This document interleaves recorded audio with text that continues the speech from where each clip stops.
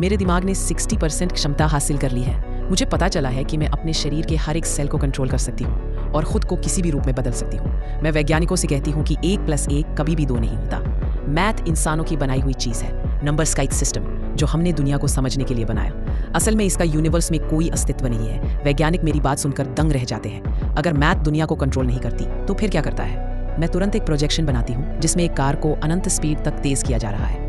एक खास स्पीड पर पहुंचते ही कार गायब हो जाती है। इससे साबित होता है कि टाइम ही मैटर के अस्तित्व को वैलिडेट करता है। टाइम नहीं होगा तो हम भी नहीं होंगे। उसी वक्त क्राइम बॉस लैब में घुस जाता है। मुझे पता है कि अब मैं और देरी नहीं कर सकती। मैं प्रोफेसर्स को आदेश देती हूँ कि बाकी का सारा CPH4 मुझे इंजेक्ट कर दे ताकि मेरा दिमाग 100% क्षमता तक पहुंच जाए। केमिकल्स मेरे शरीर में तेजी से दौड़ने लगते हैं। जब मैं आंखें खोलती हूँ मेरा दिमाग 70% पर पहुंच चुका होता है। मेरे हाथ काले तरल में बदलने लगते हैं जो लैब के उपकरणों से चिपककर उनकी एनर्जी सोख लेते हैं। कुछ देर बाद मेरा दिमाग 80% तक पहुंच जाता है। मैं सबको एक सफेद खाली दुनिया में खींच लेती हूँ जहां मैं एक सुपर कंप्यूटर बनाती हूँ जिसमें अपना पूरा ज्ञान स्टोर कर देती हूँ। ये मेरी तरफ से इंसानियत को दिया हुआ तोहफा है। बाहर लड़ाई भयंकर हो चुकी है। एक रॉकेट लैब के दरवाजे उड़ा देता है। मैं तुरंत पेरिस टेलीपोर्ट हो जाती हूँ, फिर टाइम स्क्वायर। जब मैं हाथ उठाती हूँ टाइम उसी पल रुक जाता है। मैं इस दुनिया को चुपचाप देखती हूँ। बाएं हाथ को लहराती हूँ, टाइम तेजी से आगे बढ़ने लगता है। दाएं हाथ को हिलाती हूँ, टाइम उल्टा चलने लगता है। एक आम इंसान रही मैं, मेरी आंखों में आंसू भर आते हैं। मैं टाइम को पीछे ले जाती हूँ।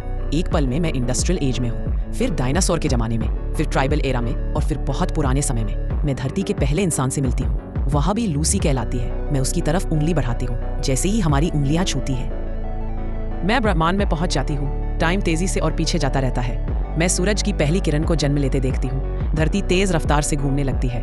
वह एक भयंकर आपदा से बच जाती है। मेरा दिमाग 99% पर पहुंच जाता है। इस बार मैं तारों की गैलेक्सी की नदी में पहुंच चुकी हूँ।